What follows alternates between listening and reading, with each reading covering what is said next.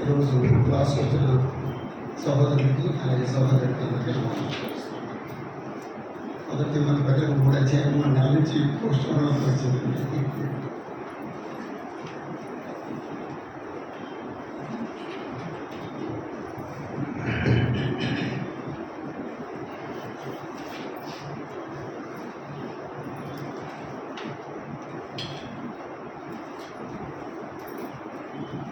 అధ్యాయంలో మొదటి 2 వచనాలు కొద్దిగా చదవం.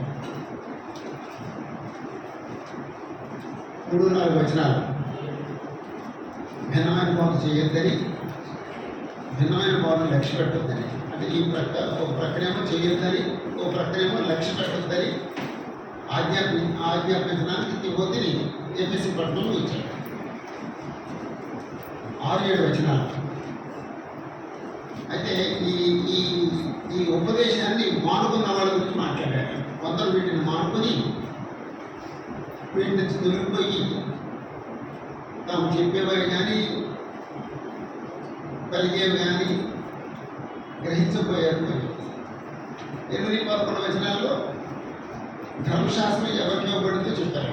అంటే వాళ్ళు ఈ అబద్ధం బోధించేవాళ్ళు ధర్మశాస్త్రానుసారంగా అంటే లేక ధర్మశాస్త్రం ఇంకా వర్క్ చేస్తున్నట్టుగా ప్రవర్తిస్తున్నారు. అంటే ఆ కాలంలో యూదులు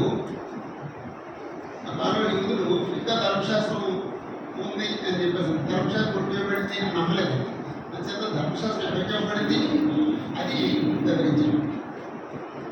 12-17 వచనాల్లో యేసు ప్రభు పౌలుకి అప్పగించిన 12 గురించి మాట్లాడాడు. పౌలు పూర్వ స్థితి ఇప్పటి స్థితిని వివరించాడు. అద్భుతమైన వ్యాధి.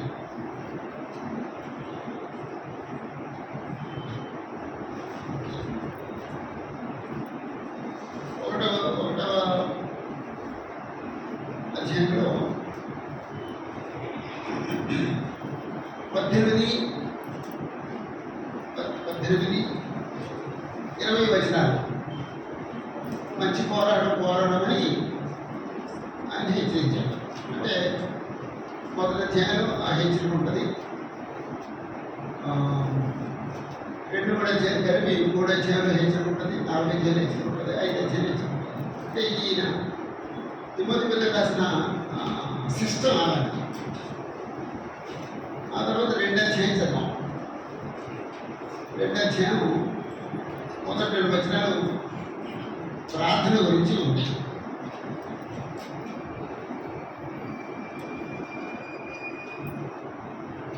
మూడవ వచనం అంటే ఒక్కొక్క వచనాన్ని ఆలోచించాం.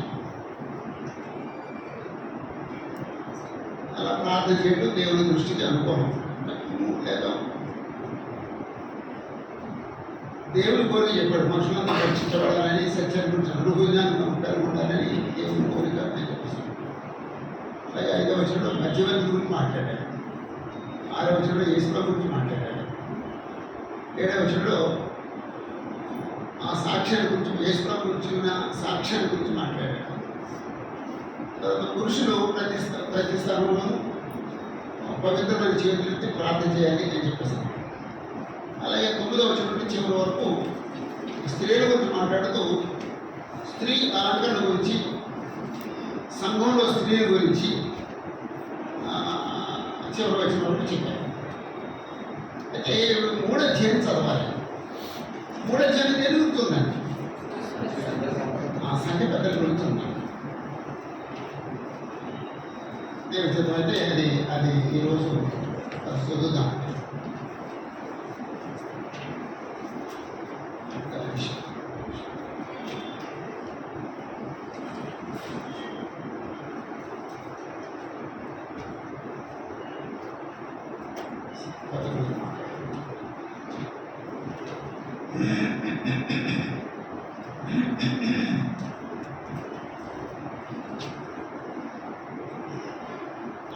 మొదటి తిమోతి 3వ అధ్యాయం 1వ వచనం నుండి 7వ వచనం వరకు చదువుతాం. మొదటి తిమోతి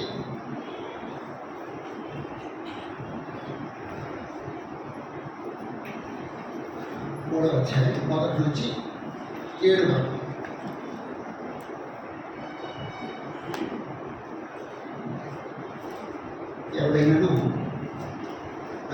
పదవిని ఆశించిన ఎడల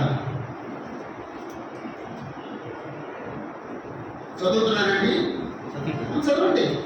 ఎవడైనా అధ్యక్ష పదవిని ఆశించిన ఎడల అట్టివాడు దొడ్డపడిని అపేక్షించున్నాడన్న మాట నమ్మదగినది.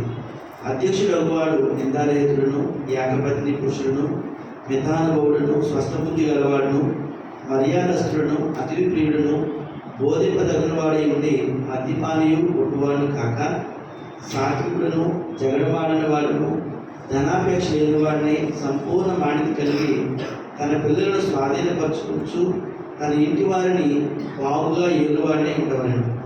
ఎవడైనను తన ఇంటి వారిని ఏలనేరకపోయినలా అతడు దేవుని సంఘమును ఏలాను పాలించును.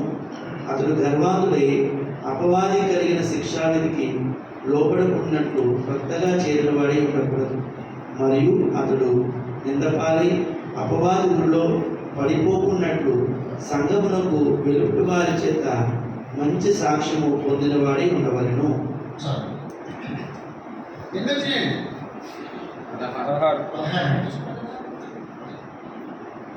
నీతి పద్ధతిలో కూడా పదహారం ఉంటాయి.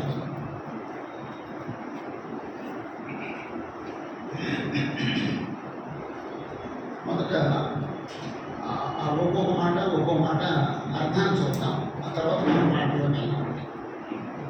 ఎవరైనాను అధ్యక్ష పదవిని ఆశించిన అట్టివాడు దొడ్డ పనిని అపేక్షించున్నాడన్న మాట నమ్మదగినది. అధ్యక్షుడు వాడు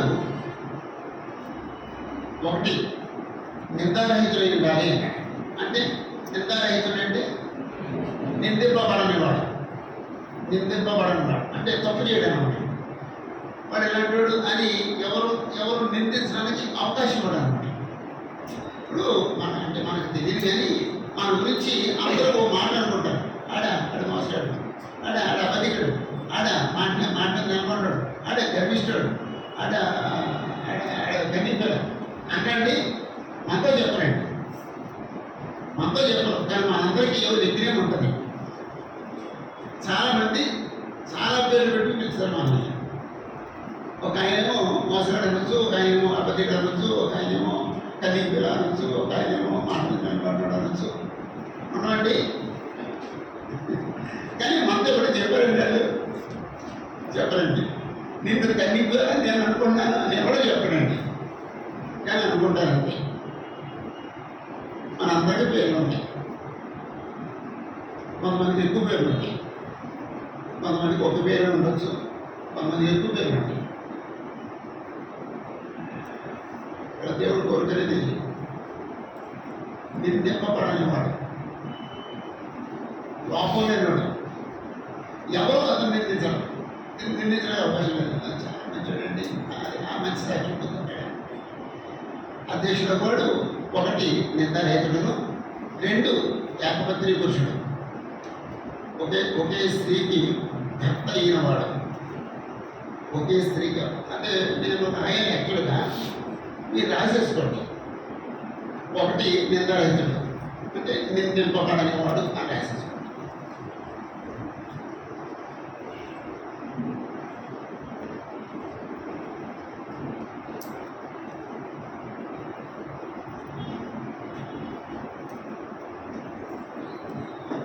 అధ్యాయం 1:7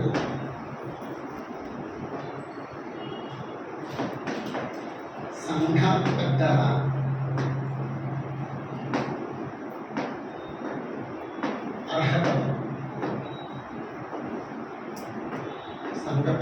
అర్హత.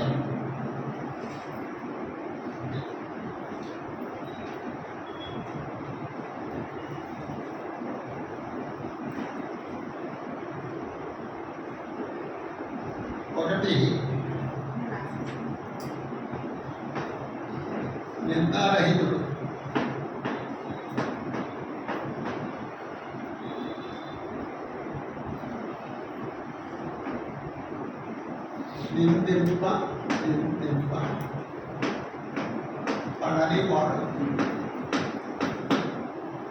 నిందింపబడని వాడు.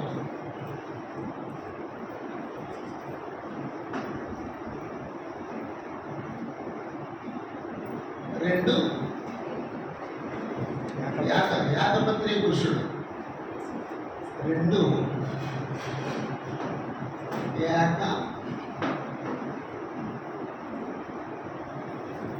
ఏకపత్ని పురుషుడు, ఏకపత్ని పురుషుడు ఒకే స్త్రీకి భర్తగా ఉన్నవాడు, ఒకే స్త్రీకి భర్తగా ఉన్నవాడు.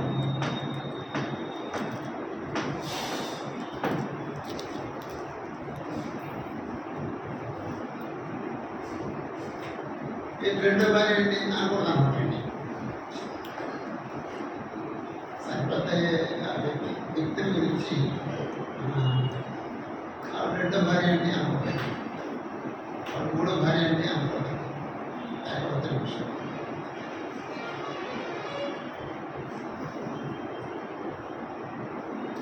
అంతేకాకుండా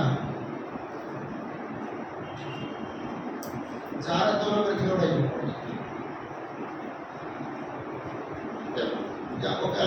ఒక వ్యక్తి జాగ్రత్తలు బతుకుతున్నామంటే ఈ సంగతి ఏర్పాటు చేయకూడదు. వాడు తిందహేజ్ కాదు, తింపబడేవాడు, వైవాహిక పరిస్థితులకు ఎదిరివాడు సరిపోద్దండి.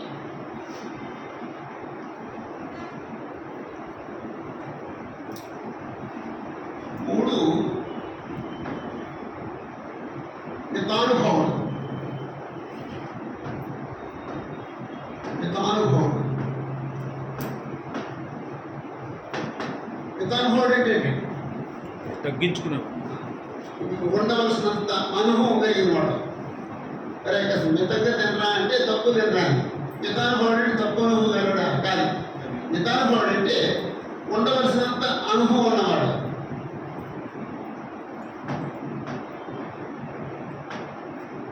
ఉండవలసి అంత అనుభవము గలవాడు, ఉండవలసినంత అనుభవం కలిగిన వాడు.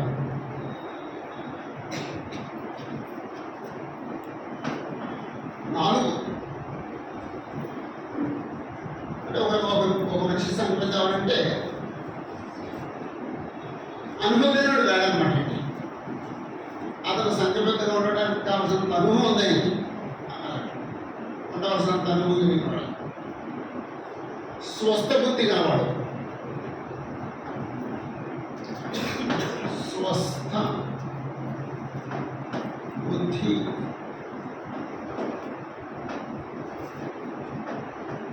స్వస్థ బుద్ధి కలవాడు. స్వస్థ బుద్ధి కలవాడు అంటే ఆరోగ్యకరమైన బుద్ధి కలవాడు.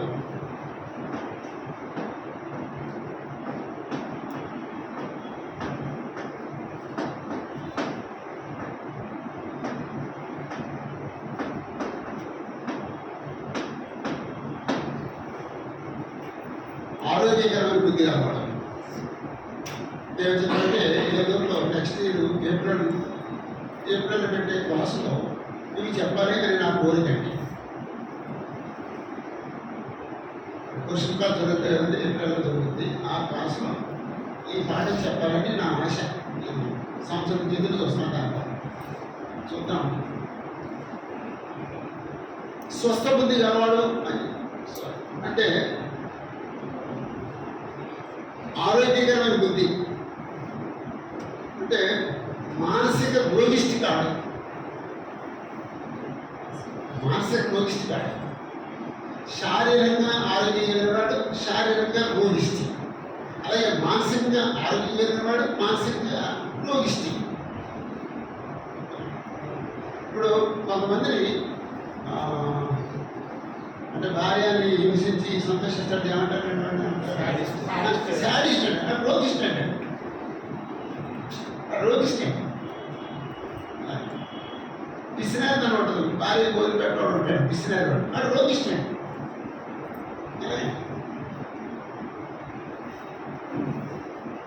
సంతబద్ధ అయ్యే వ్యక్తి రోగిస్ట్ అవ్వకూడదు.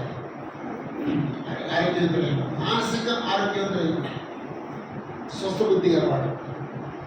మర్యాదస్తుడు,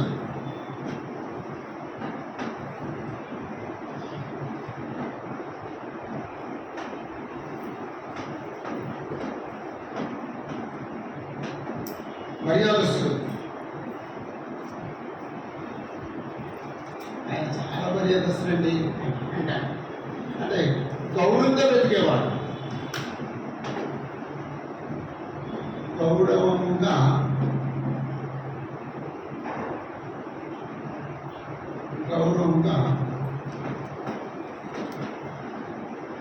బ్రతుకువాడు. అగౌరవంగా బ్రతికేవాడు కాడు.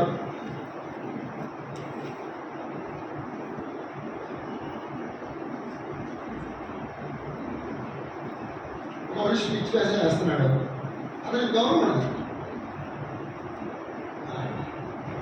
అతను తాగేసి దొరుకుతున్నాడు, వాడు గౌరవం ఉండదు. వాడు అనవసరంగా మాట్లాడుతున్నాడు, వాడు గౌరవం ఉండదు. ఒకసారి బిజినెస్ మీటింగ్లో ఒకడు అడ్డొచ్చి మాట్లాడతాడు. అంటే అంటే అక్కడ ఉండే థాట్ని డిస్టర్బ్ చేస్తాడు, వాడు గౌరవం ఉండదు. డీసెంట్ మ్యాన్ అయి ఉండాలన్నమాట. డీసెంట్ మ్యాన్ అయి ఉండాలి, మర్యాదస్తుడు.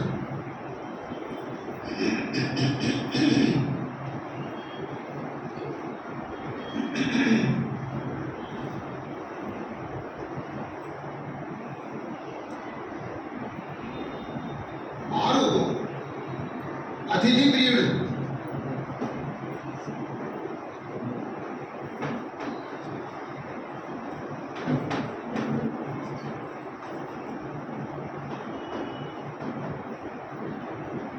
అతిథి ప్రియుడు. అతిథి ప్రియుడు అంటే ఆతిథ్యాన్ని ఇవ్వడానికి ఇష్టపడేవాడు, అతిథిని ఇష్టపడేవాడు, ఆతిథ్యం ఇవ్వడానికి ఇష్టపడేవాడు.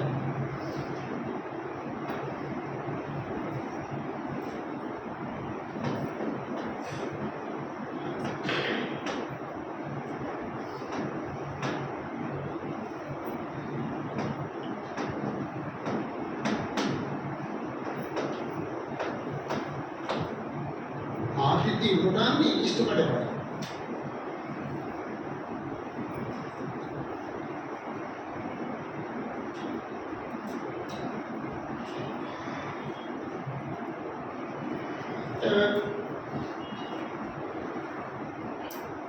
మనిషికి ఒక లక్షణం ఉండాలి, అదేమిటంటే ఎవరికైనా పెట్టే లక్షణం. కానీ అందరం ఉండదండి. ఒకవేళ నేను సంఘబద్ధంగా ఎదగాలి అనుకున్న వ్యక్తి ఆ మనసును డెవలప్ చేసుకోవాలి. అది అది కోరి కోరి డెవలప్ చేసుకోవాలి. ఒకవేళ ఆతిథ్యం పెడితే ఆ లక్షణం లేకపోతే ఇతరులు తెలిసిపోతుంది, ఇప్పటికి లక్షణం లేదని చెప్పేసాను. అంటే భవిష్యత్తులో సంఘబద్ధంగా జీవించాలన్నప్పుడు ఇవన్నీ రాసి మనం జాషువా గారిని సంఘబద్ధంగా ఎన్నుకుందాం అని చెప్పేసి ఈ లక్షణాలు రాసి జాషువా గారు ఈ లక్షణాలు ఉన్నాయి అని చెప్పేసి ఒక్కొక్కరికో షీట్ ఇస్తారండి అమెరికా. అప్పుడు జాషువా గారు నిన్న రైతులు ఆయన కిక్ ఇస్తారండి. ఎవరైనా పక్కన లేదు అంటాడు. ఆయన ఏకపత్రి పురుషుడు రైట్ అండి. అతను ఉండవలసిన అనుభవం ఉన్నది రైట్. స్వస్థబుద్ధి గారు రోగిస్తుడు అయిపోయింది. మర్యాదస్తుడు గౌరవంగా బ్రతుకుతున్నాడు, ఆతిథ్యం ఇస్తాడు రైట్, లేకపోతే లేదు. అప్పుడు ఒక మనిషి ఒక వ్యక్తి గురించి ఏమనుకున్నారో ఈ 16 లక్షణాల్లో టిక్కులు పెడతారట, లేకపోతే ఇంటిని కొడతారట. అవన్నీ చూసి అప్పుడు వాళ్ళు అక్కడున్న వయసులో పెద్దవాడు సంఘబద్ధలు నియమిస్తారు. అంటే వాడు ఇచ్చే రిపోర్ట్ను బట్టి అతను బయట ఏరియాలో కూడా అలా చేస్తాడు. ఈ మనిషి మంచోడా అని ఆ ఏరియాలో ఉన్నారని అడుగుతాడు. అంటే లోకస్తుల నుంచి కూడా లోకం నుంచి కూడా మనకి సాక్ష్యం కావాలి అడుగుతారండి. అప్పుడు సంఘబద్ధంగా నియమిస్తారండి. మన గురించి మనం ఆతిథ్యం ఇచ్చేవాళ్ళమా, ఆతిథ్యం ఇవ్వడానికి ఇష్టపడేవాళ్ళమా, ఇష్టపడని వాళ్ళు. కొంతమందికి ఆతిథ్యం ఇవ్వడం ఇష్టం, కొంతమంది ఆతిథ్యం ఇచ్చి ఏడుస్తారు. ఈ ఇవి రావడం వల్ల మనకి ఎంత డబ్బు ఖర్చు అని లెక్కేసుకుంటారు. లెక్కేసుకోవచ్చు అప్పుడే, అంటే లెక్క లేకుండా చేయకూడదు. చుట్టాలు వచ్చారు, చికెన్ తెచ్చాం, వాళ్ళకి బట్టలు ఇచ్చాం, బట్టలు పెట్టాం, వచ్చిన వాళ్ళందరికీ బట్టలు ఇచ్చాం. వాళ్ళు లెక్కేసుకోవాలి. ఖర్చు ఎంత ఖర్చు లెక్కేసుకుంటే తప్పు కాదండి. నేను లెక్కేసుకుంటాను, లెక్కేసుకుంటే తప్పు కాదు. లెక్కేసుకుని ఏడవడం తప్పు. అదే ఏడవకూడదండి, అంటే హ్యాపీగా ఉండాలన్నమాట. దేవుని స్తోత్రం, వాళ్ళకి పెట్టగలిగాం. దేవుని స్తోత్రం, వాళ్ళకి హ్యాపీగా పంపించేసాం. వాళ్ళు చాలా ఆనందంగా వెళ్ళిపోయారు. అది ఆతిథ్యం ఇష్టపడేవాడు అయితే అతను సంతపెద్దగా నియమించాను. అది కూడా లెక్కేనండి, అది కూడా లెక్కేనండి. అందుకే అబ్రహాము ఆతిథ్యాన్ని గురించి బైబిల్లో రాశాడండి, లోతు ఆతిథ్యాన్ని గురించి బైబిల్లో రాశాడండి. అంటే అది ఎదురు 11లోనేమో వాళ్ళు ఎరుగకై దేవదూత కార్యం ఇచ్చారు అని చెప్పేసి అని వాళ్ళు అభినందించాడు.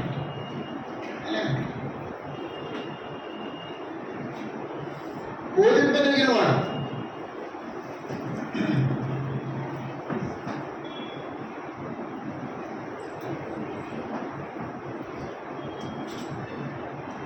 బోధింప తగినవాడు, బోధింపదగినవాడు.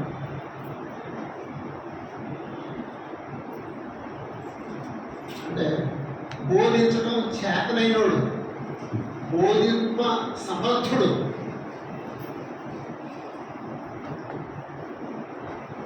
బోధింప చేతనైన లేకపోతే సమర్థుడు.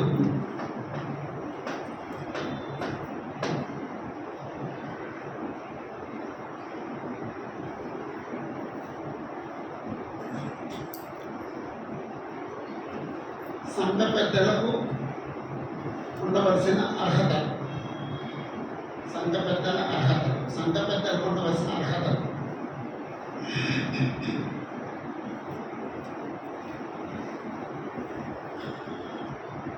బోధింపదగినవాడు. ఇప్పుడు బోధింపదగినవాడు అని చెప్పేసి అంటే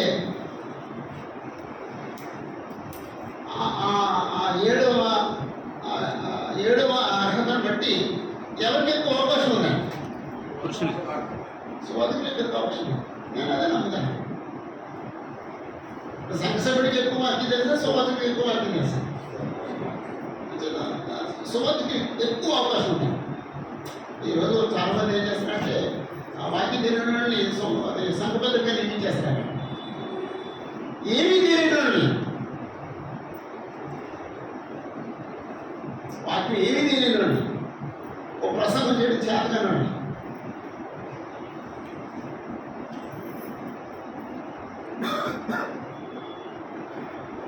బోధింప తగినవాడు, బోధింప చేతనైనవాడు, బోధింప సమర్థుడు.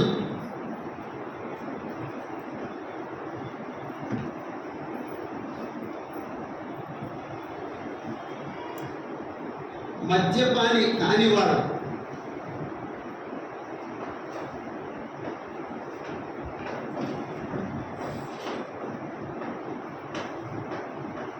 మద్యపాని కానివాడు అంటే త్రాగుబోతు కానివాడు.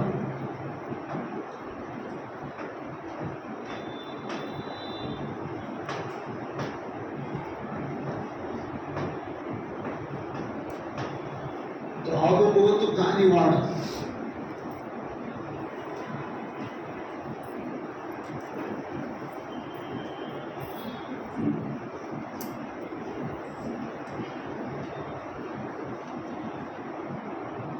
సంఘబద్ధులు త్రాగుబోతులు అయి ఉండొచ్చండి. చర్చ్ మెంబర్స్ అంటే ఏమనిపిస్తుందంటే ఆ చర్చ్ మెంబర్స్ తాగొచ్చు, సంఘబద్ధ తాగకూడదు అనిపిస్తుందండి.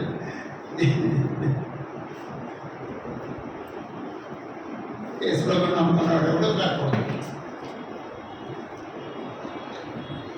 అదే కదండి. ఏ భక్తులను పడకూడదు, రావులు ఉండకూడదు, సిగరెట్ ఉండకూడదు, పానపారాలు ఉండకూడదు, మాదేశాలు ఉండకూడదు, ఇంకేంటండి అదే గంజాయి ఉండకూడదు. అవేమి లేదు కానీ ఓ భక్తులు పడ్డామని అందరం. అమ్మా ఏంటమ్మా టీ కాకపోయినమ్మా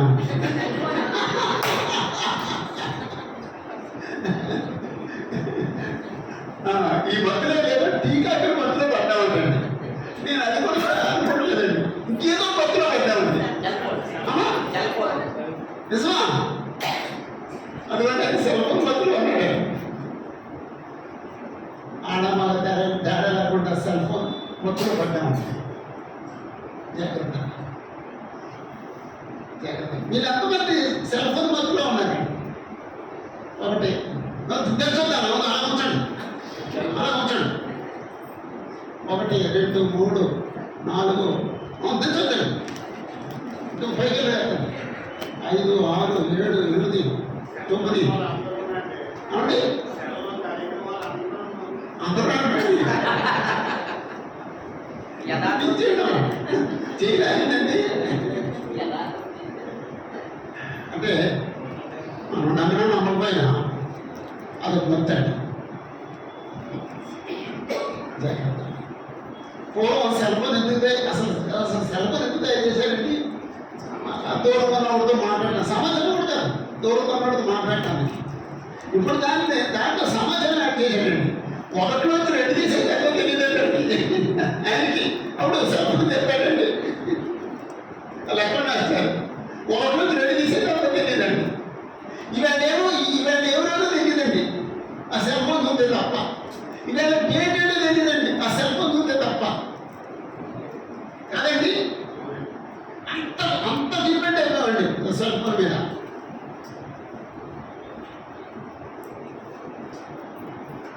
బాబాయ్ అప్పుడు నాకు అనిపిస్తున్నాను, ఇప్పుడు ఇది మనం భక్తి అనుకుంటాను. సెల్ ఫోన్ ఎక్కువ వాడేవాడు సంత పెద్ద ఉంటాడు కాదండి.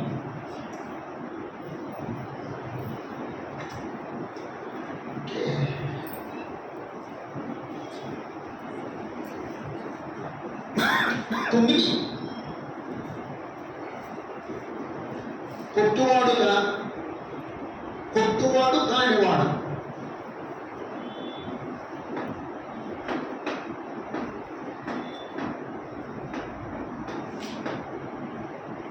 కొట్టువాడు కానివాడు అంటే కొట్లాటకు కానివాడు.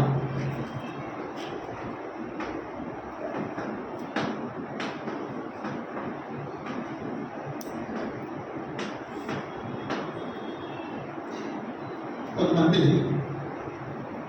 కొట్లాట అంటే బాగా ఇష్టం, కొంతమంది దెబ్బలాట్లాడు. సులువుగా చిన్నదానికి ఏమీ లేదా కూడా అక్కడ కథలు అయిపోయాడు, రేపేసి దెబ్బలాడతాడు. అలాంటి దెబ్బలాట్లకి వెళ్ళడం అనమాట. అంటే ప్రశాంతంగా ఉండే మనిషి అనమాట. కొట్లాట్లు ఆడటం, ఎవరితో దెబ్బలాట్లు ఆడటం, ప్రశాంతంగా ఉండే మనిషి అనమాట.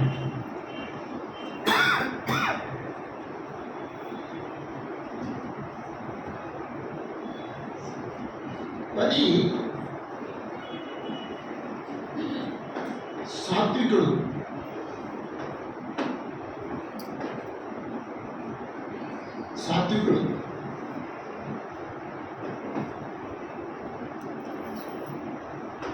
నియమములకు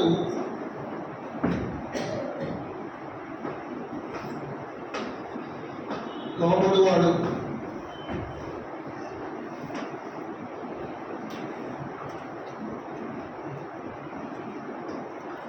నెమ్మదిపరుడు.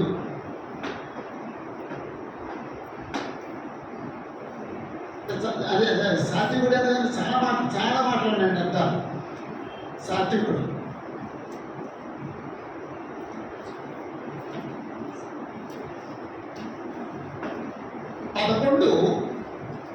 జగడమాడని వాడు.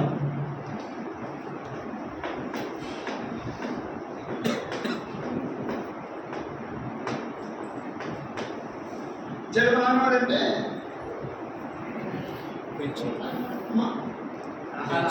కలహాడు, కలహములాడని వాడు.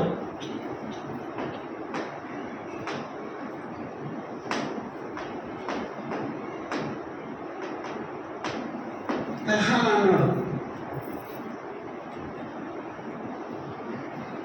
కొంతమంది అంటే తొందరగా కలహం ఆడతారు. అంటే ఇతరులతో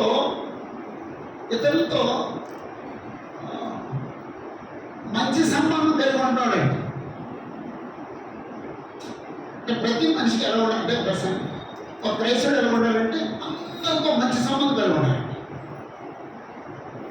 సంఘపెట్ట ఏ వ్యక్తి అందరితో మంచి సంబంధం కలిగి ఉండాలి. అప్పుడు త్వరగా కలహమైనవాడు సంఘ సభ్యుడుగాను అర్హుడు కాడు, సంఘ పెట్టుకుంటానికి అర్హుడు కాడు.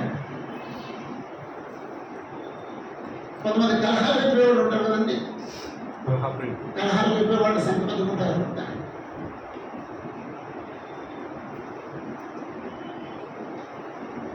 ఇక్కడ పరిచయం మనం ధనాపేక్ష లేనివాడు.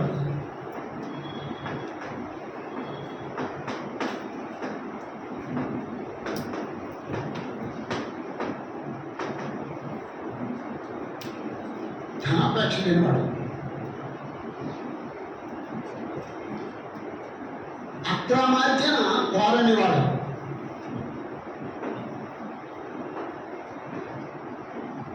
అక్రమార్జన కోరని వాడు.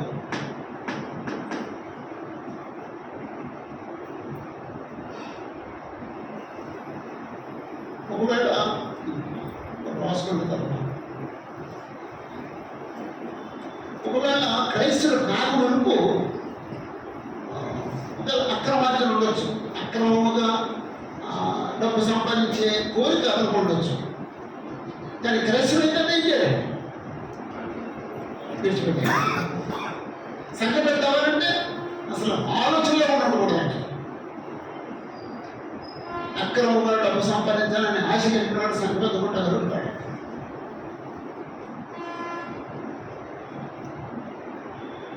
మేము మొట్టమొదటి రాజీలో వచ్చేసామండి, చాలా మంది కన్వర్ట్ చేశాం. వాళ్ళలో ఒక ఆయనకి డబ్బు సంపాదించాలని ఆశ వచ్చిందండి. సులువుగా ఎలా సంపాదించగలం అని చెప్పేసి అంటే స్మగ్లింగ్ చేస్తే సంపాదించవచ్చు అనుకున్నాడండి. అప్పుడు ఫారెన్ వచ్చి వచ్చేయండి, వాటి పేరేంటి స్విస్ సిటిజన్ అమ్మా. అంటే ఫారెన్ వచ్చేయండి పూర్వం, అంటే ఇండియన్ వాచెస్ కాదు, స్విట్జర్లాండ్ వాచెస్ అనుకుంటాను. అలా చేస్తే అవి ఏదో ఏదో 100 రూపాయలు వచ్చింది అనుకోండి, ఈయన అది తెచ్చి 200 అయిపోయింది. దాన్ని ఏమంటే స్మగ్లింగ్ అన్న, అది లీగల్ బిజినెస్ కాదండి, ఇల్లీగల్ బిజినెస్. తర్వాత ఏమైనా తెలిసింది, పేజీలో లేకుండా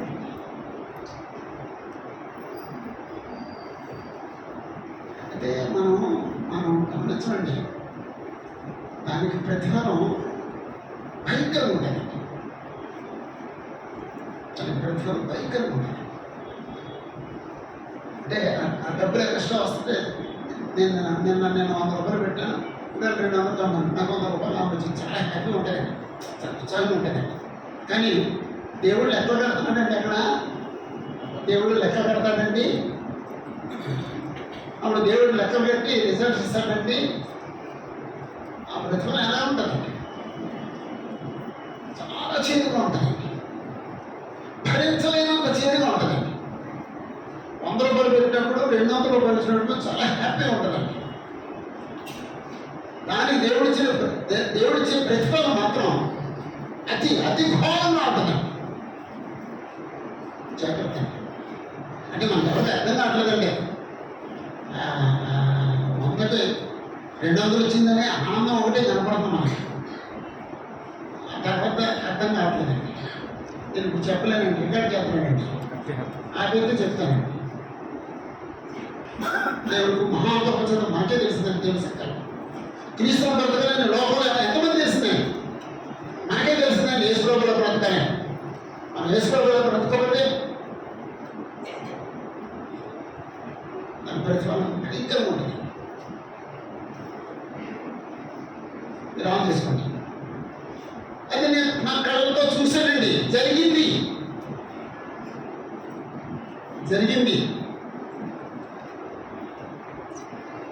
అదే నేను కొన్నిసార్లు కోపంగా ఉంటానండి.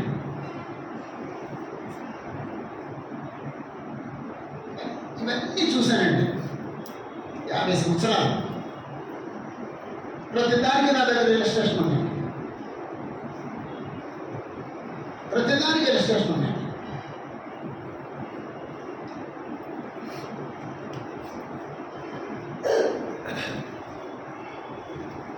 న్యాయంగా సంపాదించాలి,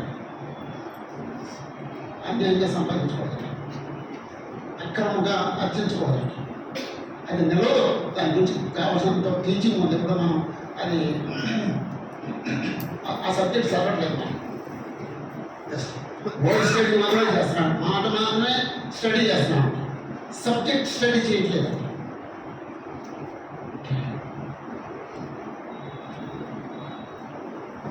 అందుకే ఇక్కడ పడిపోయే మనందరం ఎక్కువ మందికి అదే కోరుకుందండి, సులువుగా సంపాదించాలని కోరుకుందండి.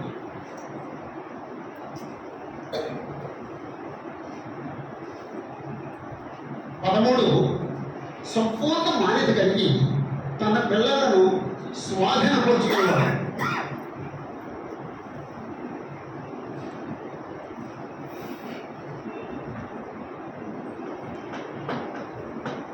సంపూర్ణ మాన్యత కలిగి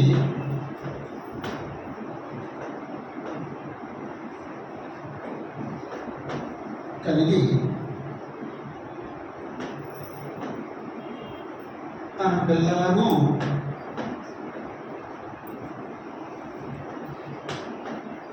స్వాధీన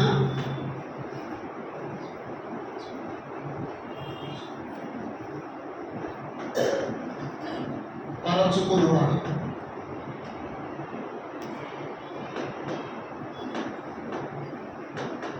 యాక్చువల్గా పిల్లలను స్వాధీనంలో ఉంచుకున్నవాడు, పిల్లలను స్వాధీనంలో ఉంచుకున్నవాడు.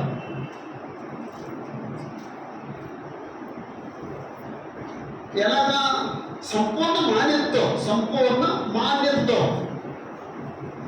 గౌరవంగా, పూర్ణమైన గౌరవంతో పిల్లల్ని స్వాధీనపరుచుకున్నవాడు.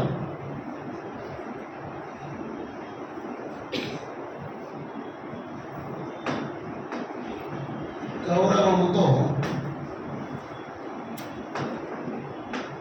పిల్లలను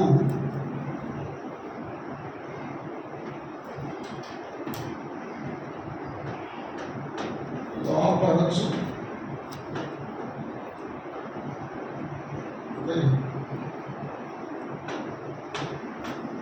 లోపరుచుకున్నవాడు.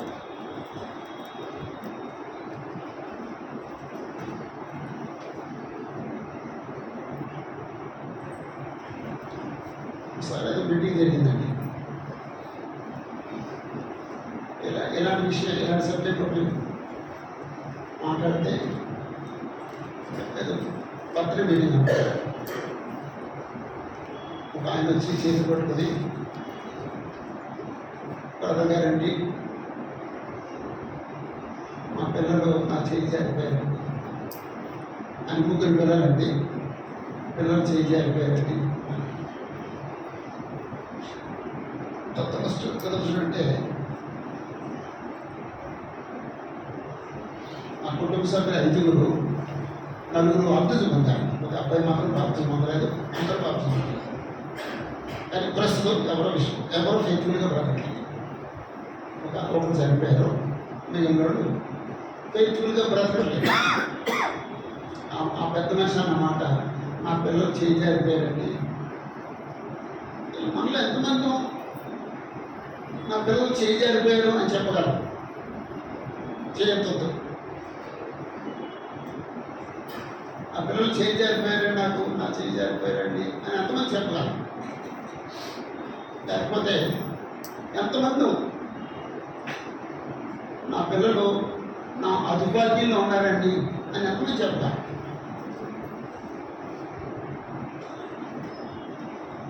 అంటే ఇప్పుడు కాదు. అంటే ఇప్పుడు ఎలాగో ఉంటారు, నువ్వు స్కూల్ ఫీజు కడపన్నావు కాబట్టి. తర్వాత జాగ్రత్త. ఏదో చెప్పలేదు ఆఫ్టర్ ఇంటర్ అండి. అమ్మా ఆఫ్టర్ ఇంటర్ తర్వాత ఏంటో ఇంటర్మీడియట్ తర్వాత ఇంటర్మీడియట్లో స్టార్ట్ అయిపోయింది. ఇంటర్మీడియట్లో మాట ఏంటండి, టీనేజ్ వచ్చిందే చంద్రాటండి. మా చిన్న మనవాడు టీనేజ్ వచ్చాడండి. మొన్న రప్పించానండి. జాషువా తీసుకురా, ఆయన పేరు జాషువా, తీసుకొచ్చాను. అప్పుడు మంచి మూడ్లో ఈ వయసు ఎంత 13 తాత కాదు అంటే టీనేజ్ వచ్చేసింది. నీకాను ఇప్పుడు చెప్పాడు టీనేజ్ వచ్చేసింది. అప్పుడు టీనేజ్ వస్తే మరి మాట ఏంటంటే కదా అన్నాడు. అది ఏదో సంగతి ఏసులో టీనేజ్ వచ్చి ఉంటుందా?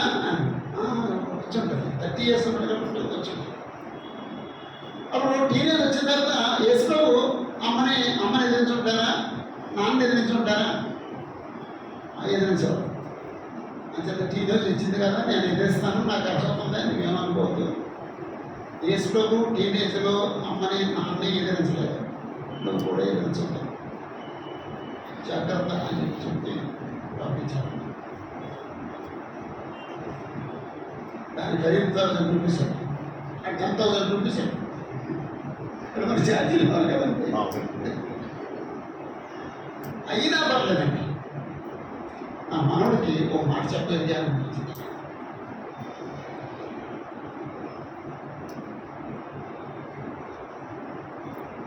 పిల్లలు మన స్వాధీనం ఉంటారా? 10th క్లాస్ వరకు బాగానే ఉంటారండి. ఇంటర్మీడియట్ వెళ్ళిన తర్వాత కొంచెం అంటే వయసు పెరుగుతుంది, జ్ఞానం పెరుగుతుంది, కంటెంట్ ఎదుగుతుంది. అట్లా వచ్చేటప్పటికి తర్వాత ఎక్కువ మంది ఫ్రెండ్స్ వస్తారు.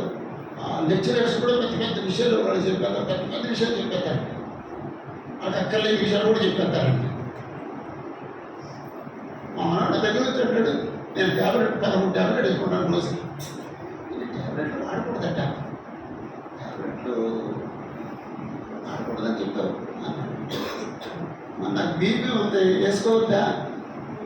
వేసుకోవద్దు, చచ్చిపోతాను. నాకు షుగర్ ఉంది, వేసుకోవద్దా? నాకు హార్ట్ అటాక్ వచ్చింది, రక్త పరచబడే ట్యాబ్లెట్ వేసుకోవద్దా? నాకు చేతులలో ఉడుకుతాయి, దానికి ట్యాబ్లెట్ వేసుకోవద్దా?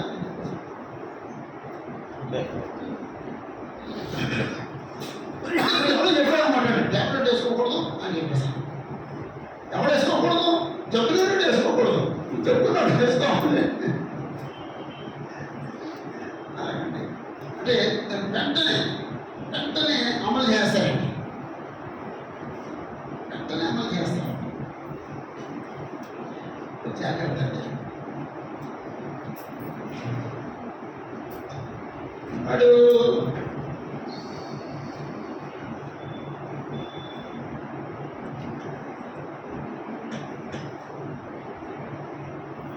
ఇలాంటి క్రాప్ వేసుకొచ్చాడండి. ప్రస్తుతం ఈ క్రాప్ వేస్తున్నాడండి. విషయం పెట్టాలని నాకైతే అదే టోపీలో ఉంచేస్తాడు. నేను మా మనల్ని తీసుకెళ్ళి నువ్వు మిషన్ వాడద్దు, కత్తిరింపు మిషన్ వాడద్దని చెప్పాను.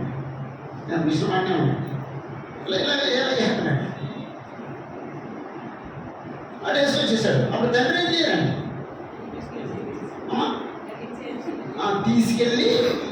తీసుకెళ్ళి ఎవడైతే వేసాడో ఆయన దగ్గర చెప్తే డబ్బులు బాగా ఖర్చు అవ్వలేదు, ఇంకొకటి 100 రూపాయలు తీసుకుంటాడు. ఆయన దగ్గరికి తీసుకెళ్ళి ఇలాంటి పిచ్చి గత్తినప్పుడు లేకు ఇదిగో నాకు చేసినట్టే అని చెప్పి చేయించుకోవాలి.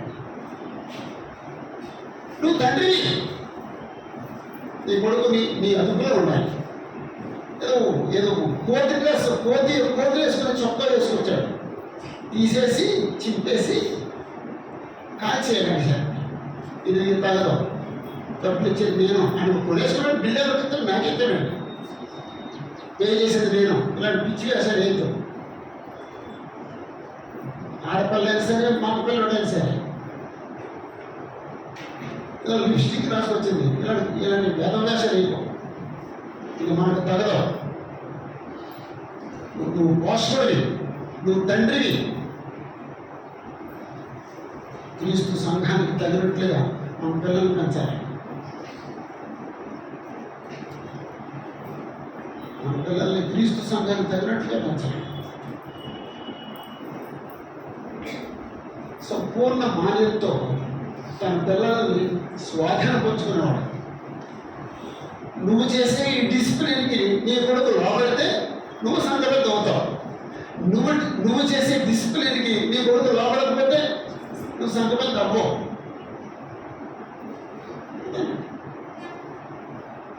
నాకు హార్ట్ ఆపరేషన్ అయినప్పుడు హైదరాబాద్ జీవనకి ఇచ్చి వెళ్ళిపోయాను. అంటే నేను తిరిగి వస్తాను లేదు నాకు తెలియదు కదా. అంచేత కంపెనీకి జీవనకి అప్పగించేసాను. వచ్చిన తర్వాత కూడా కొన్ని నెలలు అతనే చూశాడండి. ఆ తర్వాత నేను కొంచెం బాగున్న తర్వాత డాడీకి నేను చూడను అని నాకు అప్పగించేసాను. ఇప్పుడు నేనే చూస్తున్నాను. ఒకరోజు అడిగానండి అతను, జీవన్ ఎంతవరకు నేను చేయబట్టుకున్నాను, ఇంకా పట్టుకోవాలా, నేను విడిచిపెట్టేస్తాను, ఇంకా పట్టుకుంటాను. ఎవరికి అలాంటి కొడుకులు ఉంటారండి, అలాంటి కొడుకు ఎవరికి ఉంటారండి.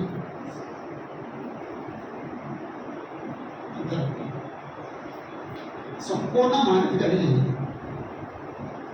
తన పిల్లల్ని లోపరుచుకునేవాడు.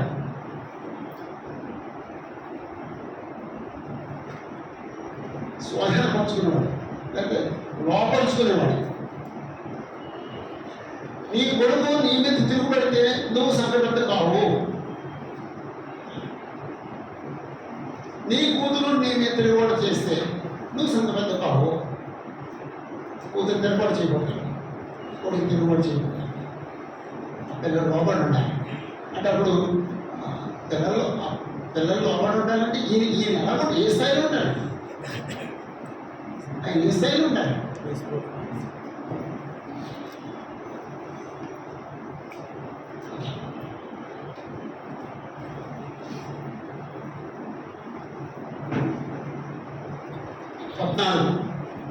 తన ఇంటి వారిని బాగా ఏరువాడైన తన ఇంటి వారిని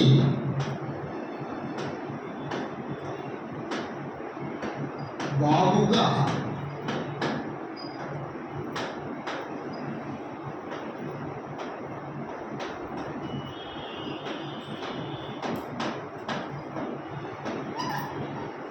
తన ఇంటి వారిని బాగా ఏరువాడైన వారిను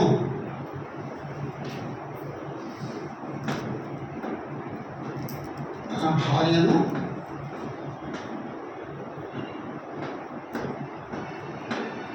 పిల్లలను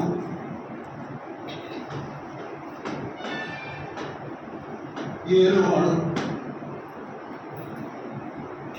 తన ఇంటి వారిని బాగుగా ఏరువాడు ఉండాలి.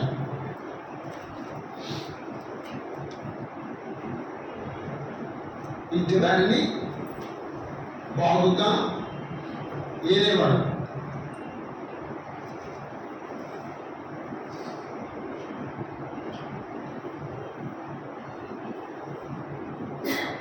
ఇక్కడ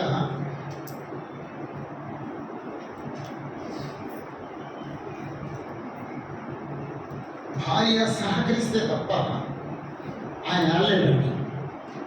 భార్య ఎదురు తిరిగితే ఆయన ఆడలేడండి. పిల్లలు ఎదురు తిరిగితే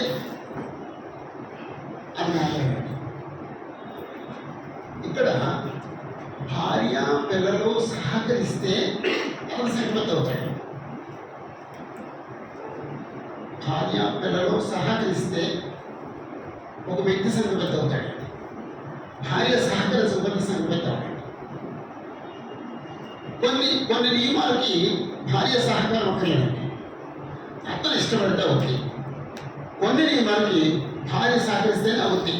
ఆతిథ్యం ఉంది, భార్య సహకరించకుండా అవుద్దా? ఎవరో ముగ్గురు వ్యక్తులు వచ్చాడట, వాళ్ళు సాక్షాన్ని నమస్కారం చేశాడట, వాళ్ళు చెట్టు కింద కూర్చోబెట్టాడట. అయ్యా నేను మీకు భోజనం చేస్తాను, కొంచెం భోజనం చేసి ఆన్సర్ తీసుకుని మీతో అవగాహన చెప్పేసి అన్నాడట, చెయ్యి అన్నాడట. అప్పుడు వచ్చి భార్యతో ఆజ్ఞాపించాడు, ఒక పిండి విసుకు పని చేయి. ఒకవేళ ఆమె ఆ ముసలాడు చేయకపోవచ్చు, కానీ సెకండ్ స్టెప్ చేయిస్తారు. కానీ భర్త ఇచ్చిన ఆజ్ఞకు ఆమె పని చేయించింది రాబడిని.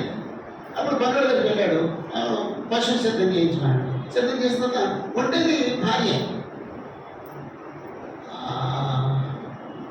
ఆ శార లోబడి ఆ పని చేయకపోతే కదా మధ్యాహ్నం ఎండ కూడా తీసుకొచ్చి చేయమంటే నేను ఎక్కడ చెప్తాను, అవదు అనుకోండి చాలా. ఇప్పుడైతే అంటాను నాకే నేను చేయలేను, ఆర్పించుకో, ఇది హోటల్ నుంచి తెచ్చి పంపించు అంటారండి ఇప్పుడు. కానీ ఆమె భర్త మాటకు లోబడిందండి. లోబడటం వల్ల ఏ లాభం కలిగిందండి? వచ్చే సంవత్సరం ఈ సమయానికి నీ భార్య నీ కొడుకుని అంటది. నష్టపోయారండి అతిథి ఇచ్చి. వాగ్దానం పొందారు, వాగ్దానం నెరవేర్చబడింది. ఎంతవరకునేమో సంతానం ఇస్తానన్నది ఒక డేట్ చెప్పలేదండి. ఇప్పుడు చెప్పాడు వచ్చే సంవత్సరం ఈ సమయానికి నీ భార్య ఒళ్ళో కూడా ఉంటాడు.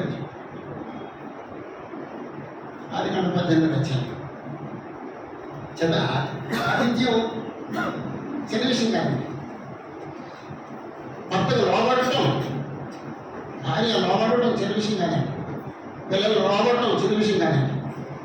ఆఫ్ ఇండివిజువాలిటీ ఉంది, ఇండివిజువాలిటీ ఉంచుకో, కానీ నీ భర్త లోబడు, నీ శిరస్సుకు లోబడు, నీ యజమానికి లోబడు. ఒకవేళ నీ భర్త సంఘటన అవ్వాలనే కోరిక నీకు ఉంటే అప్పుడు లోబడతావు. అక్కడ లేదనుకుంటే లోపడాల్సిన అవసరం లేదండి. లోపస్తులాగా స్త్రీ సంఘంలో కూడా ఎదిరించవచ్చు.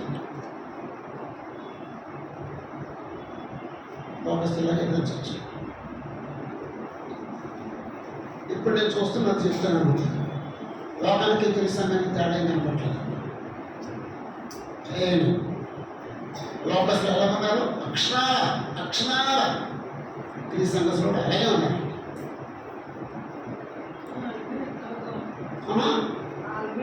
స్త్రీ సంఘస్లు ఇంకా సిస్టర్గా చెప్తున్నాడు, అనుభవించినారు. అంతేకాదు మరి మీకు ఎక్స్పీరియన్స్ ఎక్కువ ఉంది. స్త్రీ సంఘస్లు ఇంకా బాగున్నారంటే ఇప్పుడు లోపలికి వెళ్తే ఒక అమ్మాయి ఇదేదో బొట్లు వేసుకుందండి. ఏదో బొట్టు వేసుకుందండి. ఈ పిల్ల అంటది అందరికి వచ్చి నాకు కొన్నాను అంటండి. ఆయన అన్నాడు నేను కొన్నాం మనకు తెగను కొనబోదని పొద్దున మానేసింది, తింటం మానేసింది. అప్పుడు వాళ్ళ అమ్మ ఉంది, పెళ్ళి లేదు బట్ట తప్ప ఉంది, మొట్ట ఏదైనా అదే కొన్నారు అంది. అప్పుడు ఆయన వెళ్ళి కొనుక్కొచ్చాడు. ఎంత మొట్టేస్తే చర్చకు వచ్చిందండి. సిగ్గులేదు.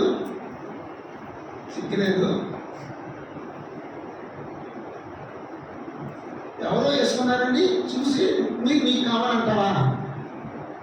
అలాగే పెంచావా నువ్వు? లోకస్తులను చూసి నాకు అది కావాలని అడిగేటట్టుగా నువ్వు చిన్నప్పటి నుంచి నీ కూతురు పెంచావా? ఎంత దారుణంగా ఉందండి. నిన్న ఒక ఇంటికి విజిటింగ్ వెళ్ళిన తర్వాత ఇలాంటి సబ్జెక్ట్ వస్తే ఏమంటుంది, నేను చెప్పాను అంకులు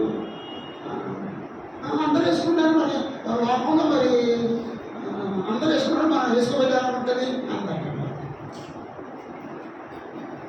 లోపం అంతా వేసుకుంటే నువ్వు లోకందరికి వ్యతిరేకంగా నువ్వు బ్రతుకు. ఎందుకంటే పిచ్చిదంగా బతుకుతున్నాడు. నేను దేవుని కుమార్తెను అని చెప్పు. నేను దేవుని కుమార్తెను అని చెప్పేసి దాని అర్థం ఏంటండి? నువ్వు దేవుని కుమార్తెవు అని అర్థం అన్నమాట. నువ్వు దేవుని కుమార్తెవు కాదు అని అర్థం అండి. ఏలూరు చర్చి కూడా వచ్చేసిందండి ఆ పిచ్చి. నేను చాలా కట్టిమంటాను, నేను రాకూడదు, వచ్చేసింది.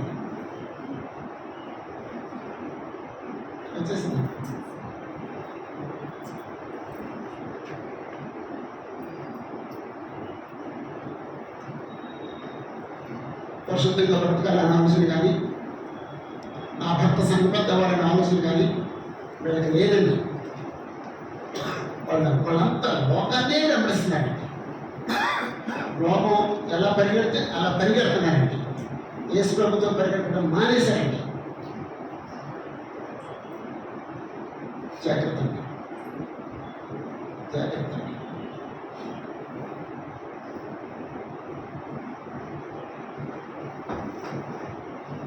15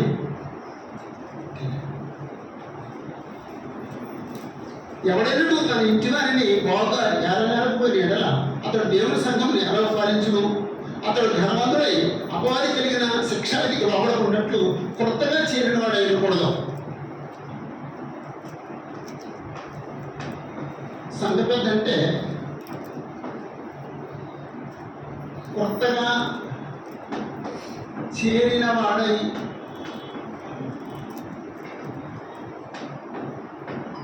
ఉండకూడదు. కొత్తగా చేరిన వాడై ఉండకూడదు.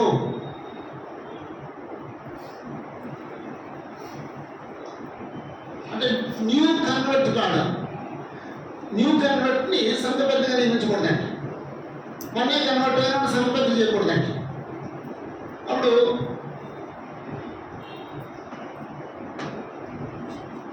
కొత్తగా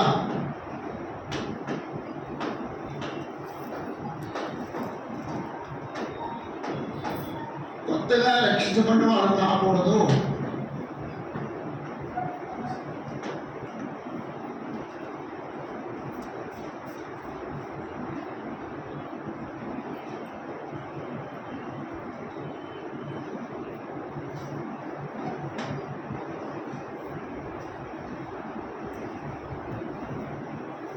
అంటే మనకి లోపంలో ఇప్పుడు ఈ అనాథాలన్నీ చూస్తే ఈ అనాథాలను చూస్తే ఆయన వయసు అంతే ఉంటుందండి. 55, 60 అలా తాడుతాడు. అంటే విశ్వాసమైన పిల్లలు కలిగి ఉన్నాడు కాబట్టి అతను పెళ్ళి అవ్వాలి, అతను పిల్లలు కలగాలి, పిల్లలు పెద్దలు అవ్వాలి, పిల్లలు కనబడ్డ అవ్వాలి. పెళ్ళి 20 సంవత్సరాలు అయ్యింది, 25 సంవత్సరాలు పెళ్ళి అయింది. ఇంకా అప్పుడే పిల్లలు పుట్టారు అనుకుందాం, 26, 27 పిల్లలు పుట్టారు అనుకుందాం. అప్పుడు పిల్లలు పెద్దలు ఏంటంటే ఒక 15 సంవత్సరాలు వచ్చినాయి. 15 కలిపితే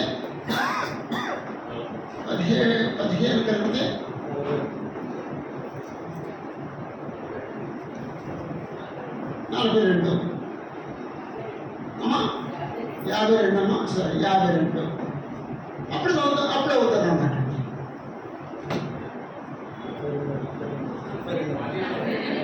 అమ్మా సరే సరే, మీరు 42 డేస్ 52 డేస్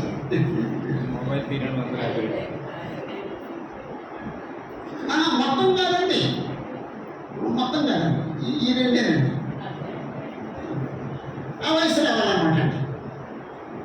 ఆ తర్వాత ఇవన్నీ సంపాదించడానికి ఇది ఇంకో 10 సంవత్సరాలు కావాలండి. అప్పుడు 52 అవుతాయి.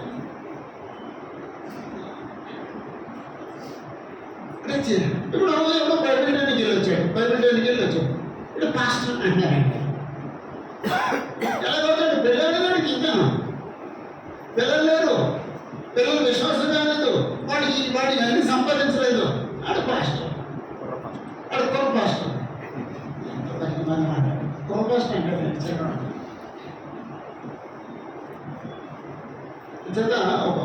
ఒక వ్యక్తి సంపదవ్వాలంటే కనీసం 55, 60 సంవత్సరాలు రావాలండి. పండిపోవాలండి, విశ్వాసంలో పండిపోవాలండి. న్యూ కన్వర్ట్ కాదండి. న్యూ కన్వర్ట్ని సంఘబద్ధ చేయకూడదు, సంఘబద్ధ బాధ్యతలు అప్పగించకూడదు.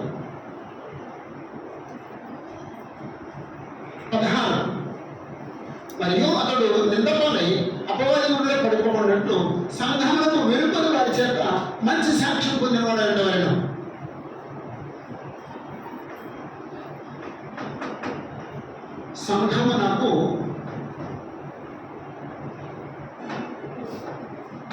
వెలుపటి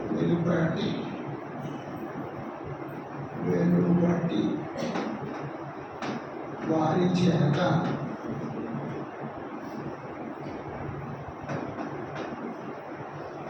మంచి సాక్ష్యము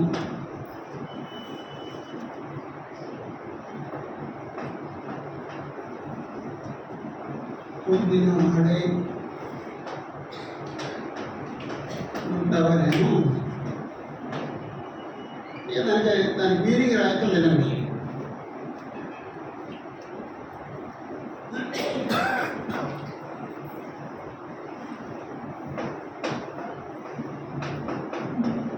సంఘమునకు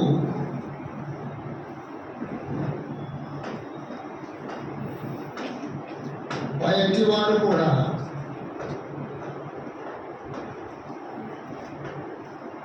అతని గురించి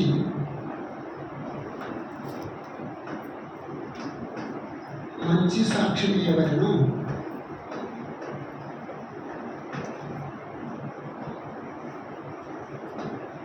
మంచిగా పొందినవాడు ఉండవలను.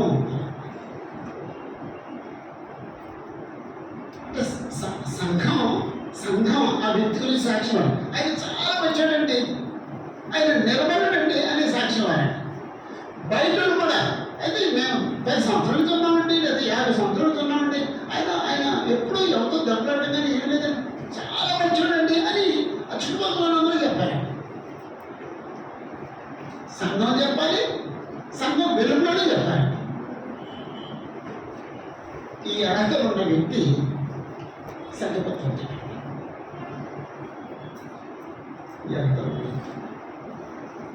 నిందారహితుడు, నిందింపబడని వాడు, ఏకపత్ని పురుషుడు, ఒకే స్త్రీకి భర్తగా ఉన్నవాడు, విధానుభవుడు, ఉండవలసినంత అనుభవం తెలియనివాడు, స్వస్థ బుద్ధి గలవాడు, ఆరోగ్యకరమైన బుద్ధి గలవాడు, మర్యాదస్తుడు, గౌరవంగా బ్రతికేవాడు, అతిథి ప్రియుడు, ఆతిథ్యం ఇచ్చుటను ఇష్టపడేవాడు, ప్రియముగా ఇచ్చేవాడు, బోధింపదగినవాడు, బోధించడం చేతనైనవాడు,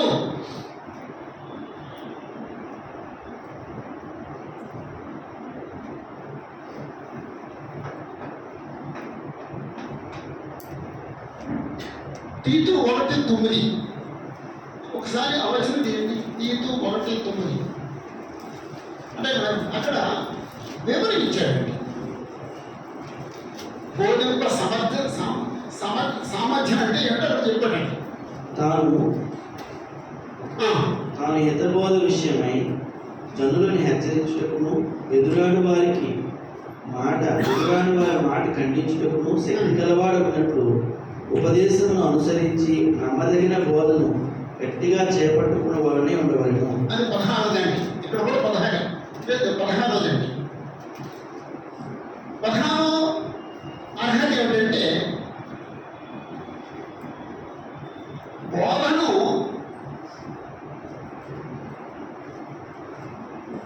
లేకపోతే ఉపదేశం అనుసరించి నమ్మదగిన బోధను గట్టిగా చేపట్టుకున్న వాడే ఉండవలను. ఎందుకు? 2 పాయింట్లు ఉన్నాయండి, 2 విషయాల కోసం. ఒకటి, తాను హితబోధ విషయమై జనులను హెచ్చరించుటకును. అంటే ఎంత నాలెడ్జ్ ఉండాలి, హెచ్చరించే అంత నాలెడ్జ్ ఉండాలి.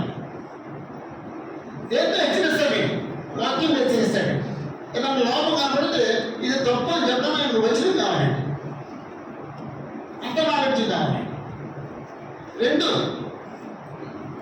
ఎదురాడు వారి మాట ఖండించుటకును. ఎవరైనా ఎదురు తిరిగారు, సత్యానికి ఎదురు తిరిగారు అంటే ఆ వ్యక్తి ఎదురు తిరగడం కాదండి, ఎవరైనా సత్యానికి ఎదురు తిరిగారు అప్పుడేం చేయాలండి? ఖండించాలండి. తప్పది, ఇదిగో బైబిల్లో చెబుతుంది, ఈశ్వరుడిలో చెప్పారు తప్పది అని ఖండించగలగాలండి. అంత నాలెడ్జ్ ఉన్న వ్యక్తి సంఘపతి అవుతాడు. అది బోధింప సమర్థుడు అంటే. అది బోధింప సమర్థుడు అంటే ఈ వచనం వేస్తుంది. అది అంటే ఇక్కడేమో పదం ఉంది, ఇక్కడేమో వివరణ ఉంది. ఈ వచనంలో బోధింపదగిన వాడు, బోధించడం చేతనైనవాడు, బోధించే సామర్థ్యం కలిగిన వాడు, మద్యపాని కానివాడు, త్రాగుబోతుడు కానివాడు,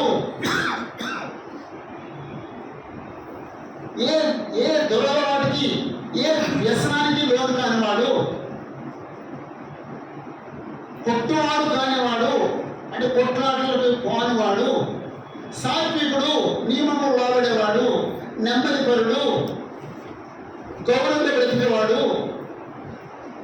జగడమాడినవాడు, కలహప్రియుడు కానివాడు, కలహాలు ఆడనివాడు, ధనాపేక్ష లేనివాడు, అక్రమాద్యను కోరినవాడు, సంపూర్ణ మాన్యత కలిగి తన పిల్లలను స్వాధీనపరుచుకునేవాడు, గౌరవంతో పిల్లల్ని లోపరుచుకునేవాడు.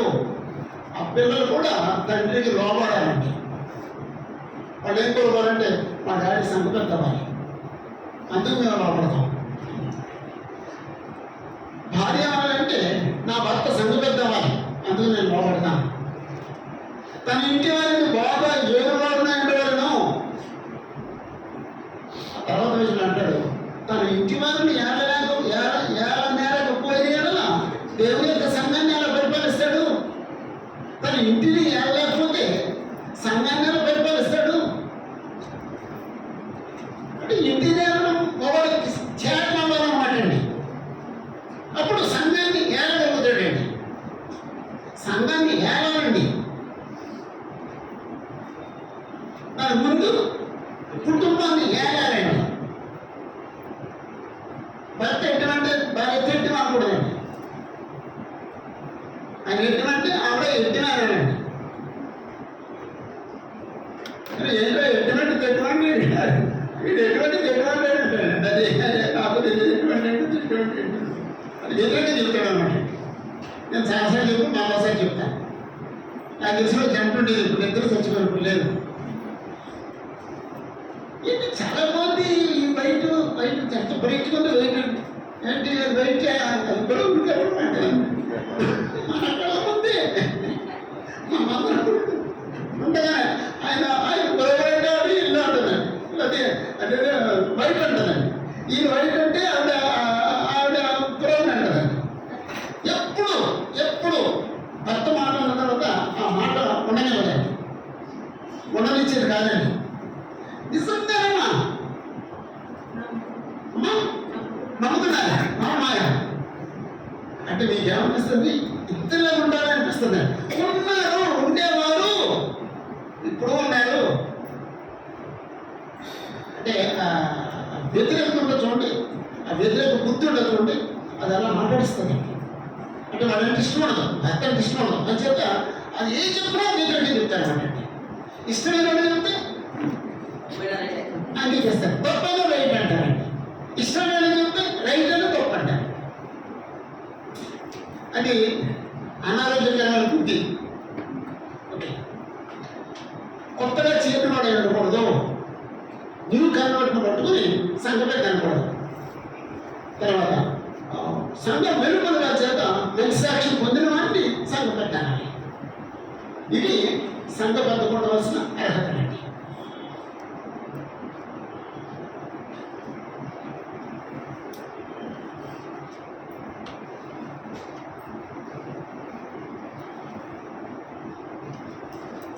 తీతు పత్రికలో కూడా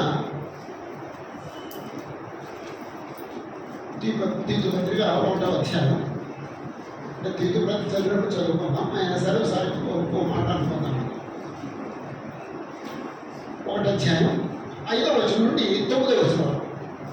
నేను నీకు ఆజ్ఞాపించిన ప్రకారము నీవు లోకంగా ఉన్న వాటికి వెళ్ళి ప్రతి పట్టణంలో పెద్దలను నియమించి నిమిత్తమే నేను క్రేతులో నిన్ను విడిచిపెట్టింది. ఎవడైనను నిందారహితులను, ఏకపత్ని పురుషులను, దుర్వ్యాపార విషయము నేరం మోపబడిన వారే, అవిధేయులు కాక విశ్వాసులైన పిల్లలు గలవాడునై ఉన్న ఎడల అట్టివారిని పెద్దగా నియమింపవచ్చును. ఎందుకనగా అధ్యక్షుడు దేవుని గృహ నిర్వాహకుడు వలె నిందారహితుడై ఉండవలెను. అతడు స్వేచ్ఛాపరుడును, ముక్కోపియు, మద్యపానియు, కొట్టువాడును, దుర్లాభము అపేక్షించువాడును కాక అతిథి ప్రియుడును, సజ్జన ప్రియుడును, స్వస్థబుద్ధి గలవాడును, నీతిమంతుడును, పవిత్రుడును, ఆసన నిగ్రహం గలవాడే ఉండి తాను హితబోధ విషయమై జనులను హెచ్చరించుటకును ఎదురాడి వారి మాట ఖండించుటకును శక్తి గలవాడన్నట్టు ఉపదేశమును అనుసరించి నమ్మదగిన బోధన గట్టిగా చేపట్టుకున్న వాడే ఉండవలెను. చాలండి. అపొస్తలుడు పౌలు తీతుని క్రేతు ద్వీపంలో విడిచిపెట్టి వచ్చాడండి. ఎందుకంట ప్రతి పట్టణంలో పెద్దలు నియమించడానికి, లోపాలను దిద్దడానికి పెద్దలు నియమించడానికి ఆ 2 పనులు అప్పగించి క్రేతులో విడిచిపెట్టి వచ్చేసాడు. అప్పుడు పౌలు అంటాడండి, ఎవడైనా నిందారైతే ఏకపత్రుల పరిషుడైతే దుర్వ్యాపార విషయంలో నేరం మోపబడిన వారే ఆ విధులు కానీ పిల్లలు కలిగిన వాడైతే అతను పెద్దగా నియమించవచ్చు. ఎందుకంటే అధ్యక్షుడు వాడు దేవుని గృహ నిర్వాహకుల వలె నిందరహితమైన వారిని స్వేచ్ఛాపరుడు ఉండకూడదు. స్వేచ్ఛాపరుడు ఉండకూడదు అంటే తన ఇష్టానుసారంగా ప్రతి కూడా ఉండకూడదు. మరి ఎవరి ఇష్టానుసారంగా ప్రతి కూడా ఉండాలి? దేవుడి ఇష్టానుసారంగా ప్రతి కూడా ఉండాలి. మీకు తెలిసిన ఓ స్వేచ్ఛాపరుడు చెప్పండి. అమ్మా, కయ్యను దేవుడి చిత్తాన్ని లోపడబడతాడు. స్వేచ్ఛాపరుడు అంటే దేవుడు ఒకవేళ చెప్తే నేను దేవుడు చెప్పినట్టు చేయను, నయం అనుకున్నాడు చేస్తాను. అది స్వేచ్ఛ. ఆ స్వేచ్ఛ సంఘబద్ధంగా ఉండకూడదు. ఆ స్వేచ్ఛ క్రైస్తవులకు ఉండకూడదు. అంచేత స్వేచ్ఛాపరుడు కానివాడు అన్నాడు. ముక్కోపి కానివాడు అంటే ముక్కోపి కానివాడు అంటే దీర్ఘశాంతం కలిగిన వాడే ఉండాలి, శాంతం కలిగిన వాడే ఉండాలి, లేక దీర్ఘశాంతం కలిగిన వాడే ఉండాలి. మద్యపాని కానివాడే ఉండాలి అంటే త్రాగుబోతు కానివాడు. కొట్టువాడు కానివాడు అంటే కొట్టులాడని కలిగినవాడు.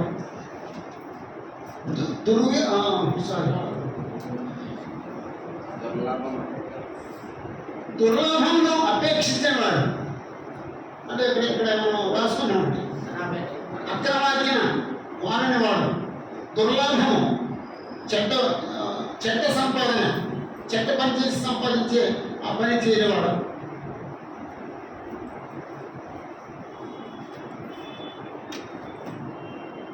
అతిథి ప్రియుడు అంతకుముందు ఇక్కడ చదువుకున్నాం. సజ్జన ప్రియుడు అంటే మంచివాడిని ప్రేమించేవాడు. అదేంటండి, మంచివాడు అందరూ ప్రేమిస్తారు కదా. ప్రేమించడండి, మంచివాడిని అందరూ ప్రేమించడండి. కొంతమంది మంచివాడు చూసి అసూయ పెడతారు. మంచివాడిని ప్రేమించడం అంటే సజ్జన ద్వేషి అంటారండి. మీకు తెలిసిన సజ్జన ద్వేషి ఎవరో చెప్పండి. అందుకే మనం పేరు పెట్టుకున్నామండి, ఆ పాపాల పుట్ట. ఏ పాపాల గురించి మాట్లాడినా కయ్యి దగ్గరిపోవచ్చండి, అన్నీ ఉంటాయండి అక్కడ. సజ్జన ద్వేషి మంచోడు చంపేసినాడు అండి. సజ్జన ప్రియుడు స్వస్థబుద్ధి గలవాడు చెప్పుకున్నాం. నీతిమంతుడు అది ఈ లిస్టులో లేదు. పవిత్రుడు ఈ లిస్టులో లేదు. ఆశనిగ్రహంగానవాడు ఉంది. ఆశను నిగ్రహించుకోగలిగినవాడు, ఆశను నిగ్రహించుకోగలిగినవాడు.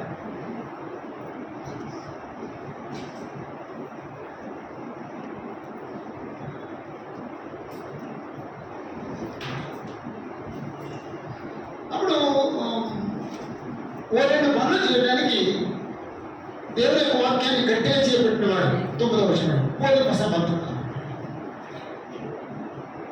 ఈ అర్హతలు ఉంటే ఒక వ్యక్తిని సంఘబద్ధంగా నియమించవచ్చు.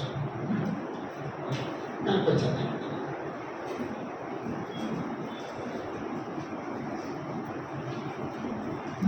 ఈ బోర్డు చేపిస్తే ఇంకొక మాట చెప్పుకొని బ్రేక్ తీసుకున్నాం. టీలో వచ్చిన తర్వాత ఒక వ్యక్తి సంఘబద్ధ అవ్వాలంటే ఎలాగా ఏం చేస్తే అవుద్ది, ఎలా సాధ్యం అవుద్ది ఆ విషయాన్ని ఆలోచించాలి.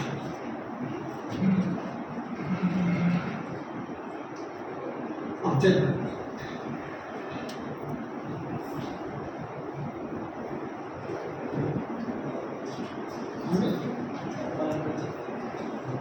ఆలోచిస్తున్నారండి వాళ్ళు చేద్దామంటే ఓటు మంచి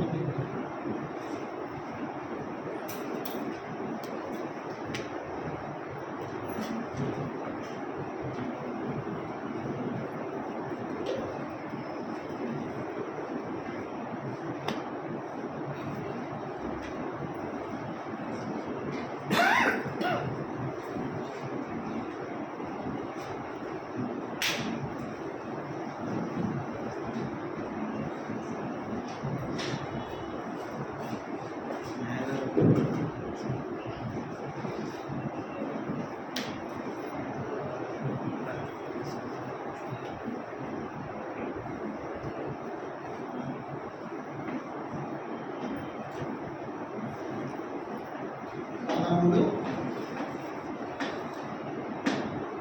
వాటి అర్థము. పదములు వాటి అర్థములు. ఒకటి సంఘ పెద్ద,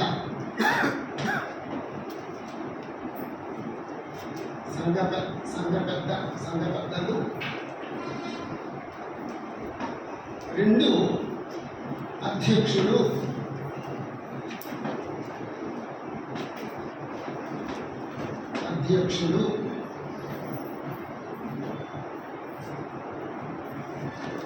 మూడు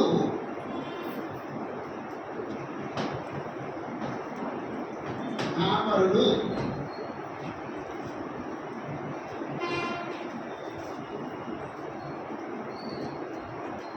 సంఘ పెద్దలు, అధ్యక్షులు, కాపరులు. ఈ మూడు మాటలు ఉన్న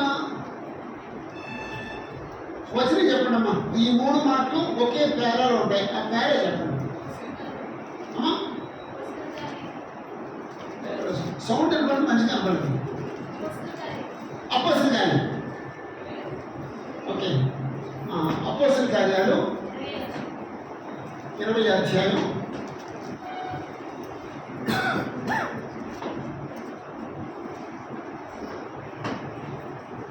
అపోస్తల కార్యాలు 20వ అధ్యాయం 17వ వచనం నుండి 28వ వచనం వరకు. ఆ వచనాల్లో ఈ మూడు పదాలు ఉంటాయి. అపోస్తలుడైన పౌలు తన మూడో ప్రయాణంలో, తిరుగు ప్రయాణంలో దక్షిణం వెళ్ళిపోతున్నప్పుడు ఎఫెసీలో ఉండే సంఘ పెద్దలు పిలిపించాడు. ఒకసారి చేద్దాం, అపోస్తలుడు చేద్దాం.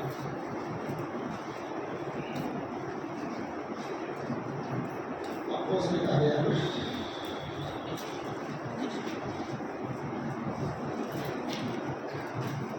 20వ అధ్యాయం 17వ వచనంలో అతడు మిలేతు నుండి ఎఫెసులకు వర్తమానం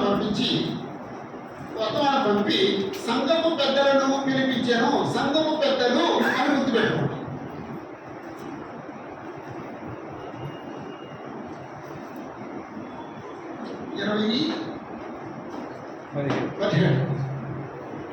సంఘపు పెద్దలు గుర్తుపెట్టండి. అంటే గుర్తుపెట్టే వద్దు, అంటే కొత్త ఉంటారు గుర్తుపెట్టండి అంటున్నాం. పాతోడు గుర్తుపెట్టుంటారు. అప్పుడు ఆ సంఘ పెద్దలతో మాట్లాడుతున్నాడండి. నెమ్మదిగా చదువుతామండి. నేను ఆసియాలో కాలు పెట్టిన దినం నుండి ఎల్లకాలం మీ మధ్య ఎవరి మధ్య ఎలా ఉన్నానో మీరే ఎరువులు. యూదుల కుట్ర వల్ల నాకు శోధన సంభవించినను కన్నీళ్లు విడుచుచు పూర్ణమైన వినయభావంతో నేను ఎలాగున ప్రభువును సేవించును మీకే తెలియను. మరియు ప్రయోజనకరమైనది ఏది దాచుకొనక బహిరంగముగాను ఇంటింటను మీకు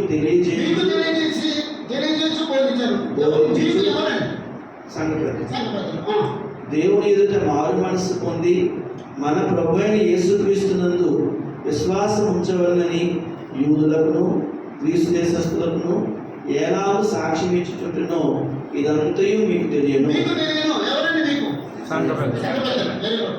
ఇదిగో నేను ఇప్పుడు ఆత్మయందు బంధింపబడిన వారిని యెరూషలేమునకు వెళ్ళుచున్నాను.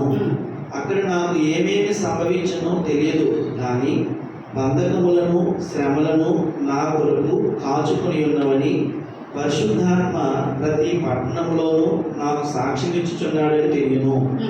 అయితే దేవుని కృపా సువార్తను గూర్చి సాక్ష్యం ఇచ్చుటయందు నా పరుగును నేను ప్రభువైన యేసు వలన పొందిన పరిచర్యను తుదముట్టింపవలనని నా ప్రాణమును నాకెంత మాత్రమును ప్రియమైనదిగా ఎంచుకొనటలేదు. ఇదిగో దేవుని రాజ్యమును గూర్చి ప్రకటించుచు నేను మీ మధ్యను మీ మధ్యను సంచరించుదును. ఎవరి మధ్యన? సంఘ పెద్దలు. సంఘ పెద్దల మధ్య. మీలో ఎవరును ఇక మీదట నా ముఖం చూడలేని నాకు మీలో ఎవరు నా మొహం చూడరు. మీలో సంఘ పెద్దలు. కాబట్టి మీలో ఎవరి నాశనం విషయమైనను నేను దోషిని కానిని మీలో ఎవరి నాశనము? ఎవరండి మీలో? సంఘ పెద్దలు. మిమ్మల్ని సాక్ష్యం పెట్టుతున్నాను. నేను మిమ్మల్ని సాక్ష్యం పెట్టుచున్నాను.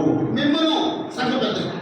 దేవుని సంకల్పమంతయు మీకు తెలుపకుండా నేనేమీ దాచుకునలేదు. మీకు తెలియకుండా సంఘ పెద్దలు. దేవుడు తన స్వరక్తమిచ్చి సంపాదించిన తన సంఘమును కాయుడు పరిశుద్ధాత్మ మిమ్మును దేని యందు అధ్యక్షులుగా ఉంచెనో ఆ యావత్ మందను కూర్చు మీ మట్టుకు మిమ్మల్ని కూర్చు జాగ్రత్తగా ఉండి. జాగ్రత్తగా ఉండండి. ఆ పెద్దల్ని కాయడానికి, నేను వెళ్ళి అధ్యక్షులుగా ఉండడానికి పరిశుద్ధాత్మ నియమించాడు. దేవుడు తన ప్రభువు తన స్వరక్తం ఇచ్చి సంపాదించిన తన సంఘమును కాయుటకు కాసేపు అనేవాళ్ళండి కాపాడు. అంటే ఇక్కడ కాయుటకు అన్నప్పుడు 28 కాయుటకు పరిశుద్ధాత్మ దేనియందు మిమ్మల్ని అధ్యక్షులుగా ఉంచానో, కాయుటకు పరిశుద్ధాత్మ దేనియందు మిమ్మల్ని అధ్యక్షులుగా ఉంచానో, అధ్యక్షుడు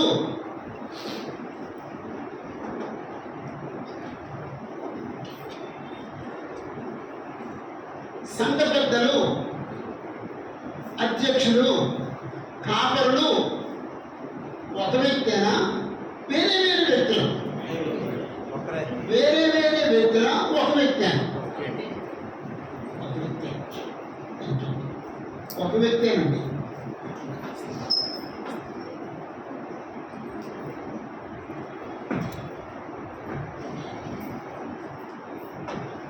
లోకము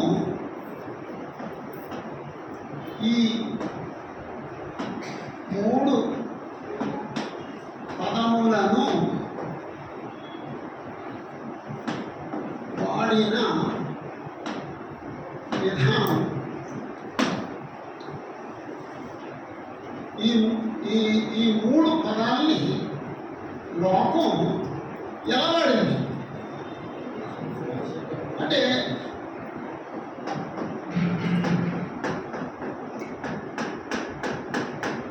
ఓ సంఘం ఉంటుందండి.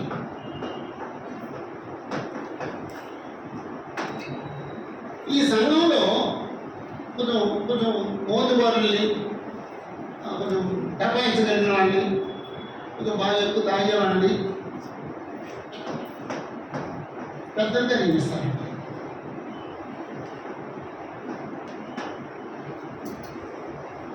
అప్పుడు ఈ పెద్ద మీద లేదా ఈ సంఘం మీద, ఈ పెద్దల మీద ఎవరో ఒక పాస్టర్ ఉంటాడండి.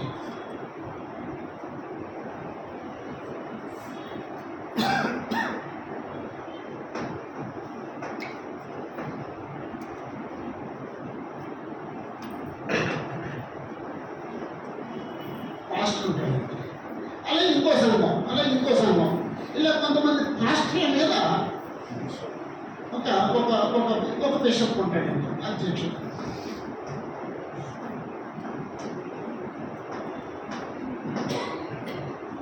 ఇలాంటి కొంతమంది అధ్యక్షుల మీద